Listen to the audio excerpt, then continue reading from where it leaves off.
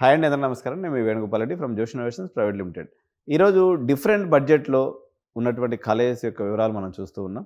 ఇందులో భాగంగా 40,00,000 బడ్జెట్ మీరు పెట్టుకోగలిగితే, హాస్టల్ ఫీజు కాకుండా భారతదేశ వ్యాప్తంగా మీకు ఉన్నటువంటి ఆప్షన్స్ ఏంటి? 40,00,000 బడ్జెట్ కాలేజెస్.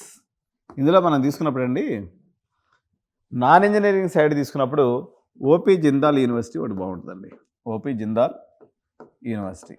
తర్వాత ఇదే 40,00,000 నుంచి ఇంకో 50,00,000 కూడా అనుకున్నప్పుడు అది ఐకాస్ ప్రోగ్రామ్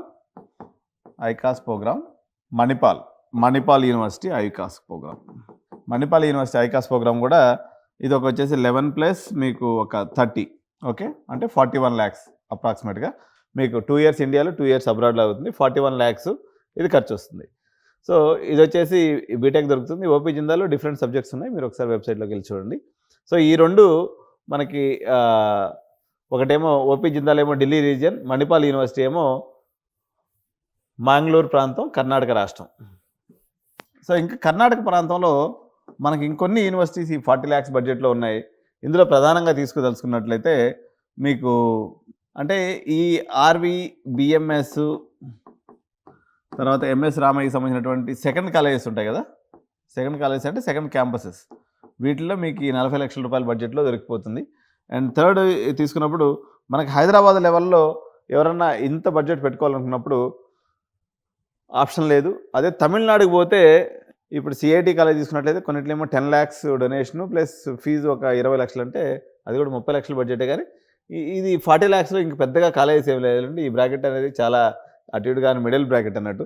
లేదనుకున్నట్లయితే మీకు ఈ బ్రాకెట్లోనే 4th కాలేజ్ వచ్చేసి అశోక యూనివర్సిటీ అండి. అశోక యూనివర్సిటీ అదేవిధంగా మీకు 35 lakhs అంటే ఇంతేనండి. సో ఎంపీసీలో 40 lakhs బడ్జెట్లో ఈ చాలా లిమిటెడ్ కాలేజెస్ ఉన్నాయి. ప్రస్తుతానికైతే ఈ ఆప్షన్స్ మాత్రం మీరు పెట్టుకోవచ్చు. ఓన్లీ సిపిఎల్ లైసెన్స్ కూడా ఇంకో 2 లక్షలు ఎక్స్ట్రా పెట్టుకుంటే పైలట్ కూడా దీంట్లో పాసిబిలిటీ ఉంది. పైలట్ లేకపోతే ఇంకోటి కూడా చేయొచ్చండి. ఏవియేషన్ ఇండస్ట్రీలో మీకు ఒక 35-40 lakhs మధ్యలో తీసుకున్నట్లయితే, ఉదాహరణకి ఇప్పుడు జిఎంఆర్ హైదరాబాద్లో మీకు యాసా అని ఒక ప్రోగ్రామ్ ఉంటుంది. ఓకే, యాసా ప్రోగ్రామ్ అంటే ఇది ఏఎంఈ అంటారు దీన్ని, ఎయిర్ క్రాఫ్ట్ మెయింటెనెన్స్ ఇంజనీరింగ్ సంబంధించినటువంటి ప్రోగ్రామ్. అప్రాక్సిమేట్గా ఇది ఒక 35 lakhs మీకు ఖర్చు అవుతుంది.